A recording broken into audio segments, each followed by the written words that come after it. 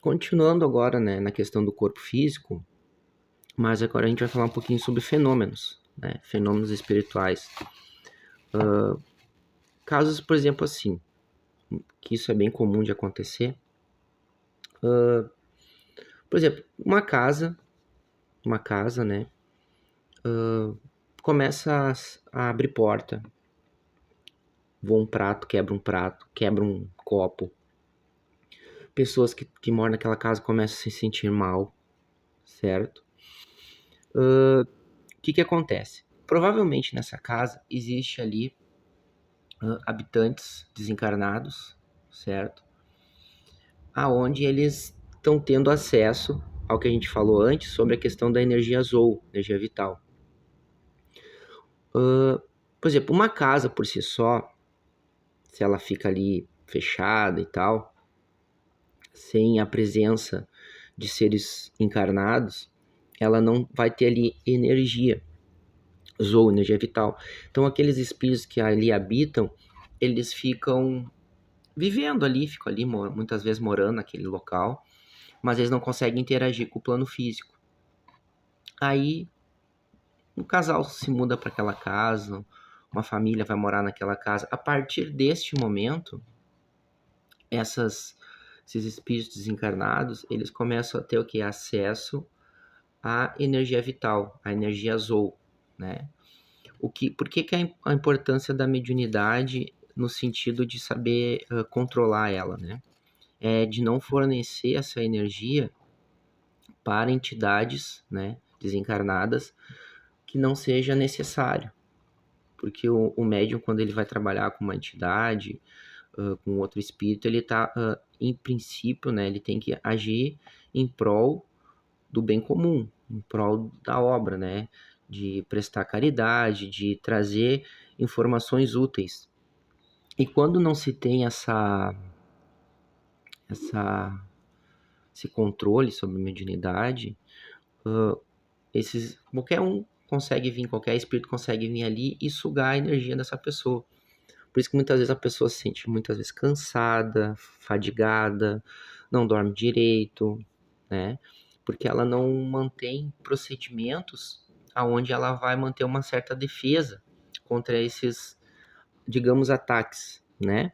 Então, a partir desse momento que uma família habita uma casa onde ela é habitada por seres desencarnados, seres né, que se estão ali, eles são seres que estão perdidos, porque eles, né, estão presos aqui, eles não encontraram ainda o segmento, né, para a vida deles, eles ainda continuam vivendo como se estivessem, muitos ainda acham que estão vivos, né, no corpo, eles começam então a ter acesso àquela energia, e através disso eles começam a fazer esses contatos dentro da casa, aí começa, muitas vezes as pessoas ficam doentes, quebra prato, quebra copo, as portas se abrem do nada, barulhos estranhos, sabe?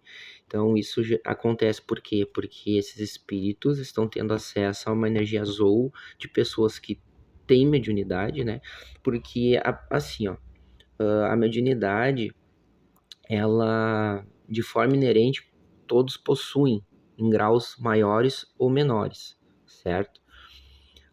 Existem, no caso dos os médiuns ostensivos, que têm uma mediunidade já logo que nasce ali, eles já começam a manifestar a mediunidade deles, né? É natural.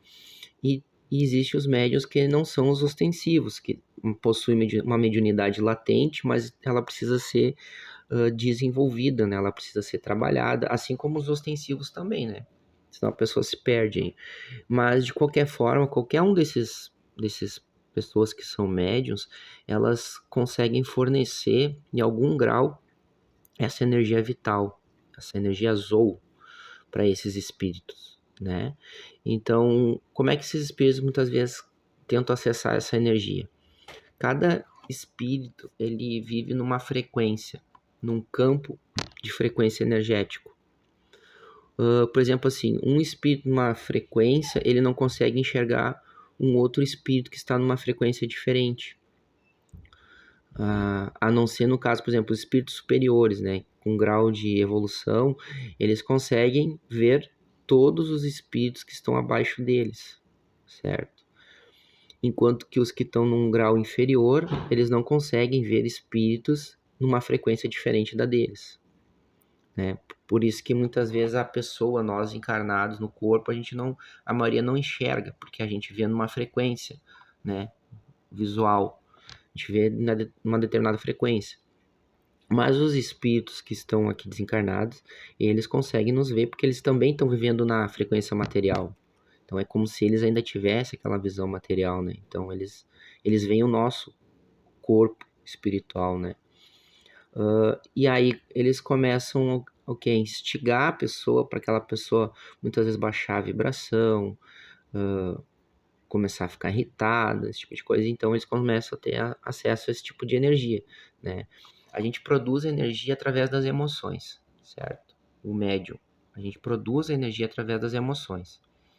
Então, emoções aonde a gente está feliz, alegre, transmitindo boas energias, espíritos de baixa frequência, eles não conseguem ter acesso a esse tipo de emoção. E eles ficam frustrados com isso. Então, o que eles fazem? Eles nos acessam de uma forma que a gente tem emoções de baixa frequência, como emoções, tipo, negativas, ódio, brigas, né, esse tipo de coisa. Então, eles vão se alimentando dessas energias, né? Aí, muitas vezes a pessoa começa a ter algum vício dentro de casa, né? Que ela não tinha antes, por exemplo, como fumar, beber, de forma contínua, né? E aí eles vão conseguindo ter acesso a essa energia. E esses fenômenos que acontecem dentro das casas, eles vão aumentando, até que muitas vezes em algumas famílias acontecem tragédias, né? Pessoas que vêm a brigar, né? Até ter suicídio, assassinato, esse tipo de coisa dentro das casas, porque eles vão se alimentando dessa energia, certo? Qual o procedimento, né, que nós fazemos quando isso acontece? Sempre é tentar elevar o pensamento, né? Ficar calmo, respirar. Por isso que a gente, quando vai brigar, tentar não responder uma agressão, né, verbal e tal, né? Tem eu aprendi com uma mais velha um tempo atrás, que ela me falou bem assim: não se alimente egum, né? E é isso que a gente não pode fazer, dar essa energia para eles, certo?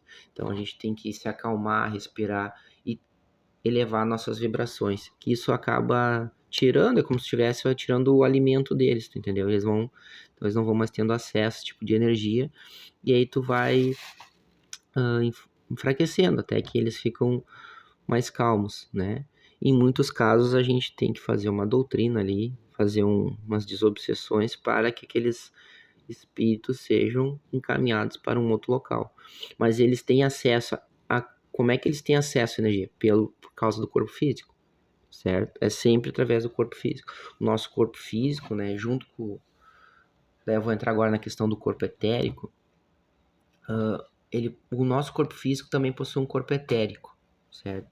Esse corpo etérico é o que a gente falou antes sobre o perispírito, né?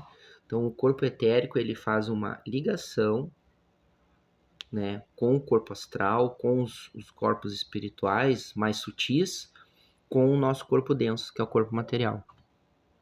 E esse corpo etérico, por exemplo, assim, é onde está toda essa energia vital, essa energia, vamos supor, que nem uma usina ali, né, produzindo energia, fica nesse corpo etérico.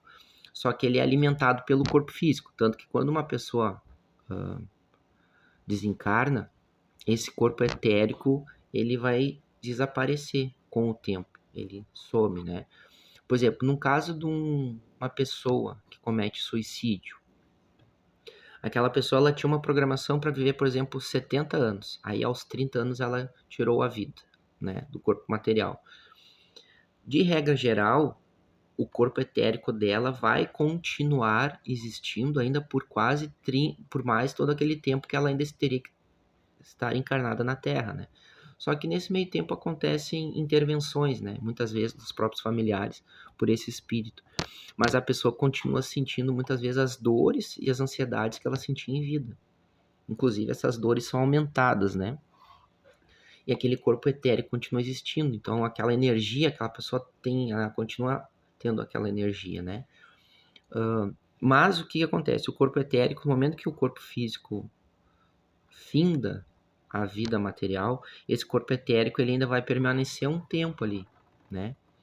Por isso que, por exemplo, nos cemitérios, na Umbanda a gente chama de calunga pequena, né? Tu tem a calunga grande, que é o mar, mas a calunga pequena seria os cemitérios, tá? E também em locais como hospitais, existe uma forte rede de proteção de guardiões para que, quando uma pessoa venha a falecer, espíritos densos, principalmente espíritos do baixo astral, né? A gente pode chamar de magos trevosos, a gente pode chamar de quiumbas, né? Porque eles vão lá e capturam essa energia. Eles vão lá e colhem esse corpo etérico, né? Então, quando eles, por exemplo, eles têm acesso, um controle, por exemplo, de um cemitério, eles têm um acesso ali a esses corpos, essa energia etérica. E lá no mundo astral, no mundo espiritual, né? Eles continuam vivendo. Lá eles criam cidades, eles continuam produzindo maquinário, alimento. As pessoas vivem que nem vivem aqui, só que de uma outra forma, entendeu? Mas, por exemplo, com esse éter, com esse corpo etérico, quando eles conseguem, por exemplo, capturar essa energia, para eles é que nem ouro, que nem petróleo, digamos assim, né? Então, geralmente cemitérios, locais onde vêm pessoas a falecer, existem redes de proteções para que esses espíritos não tenham acesso de forma tão fácil a essa energia do corpo etérico.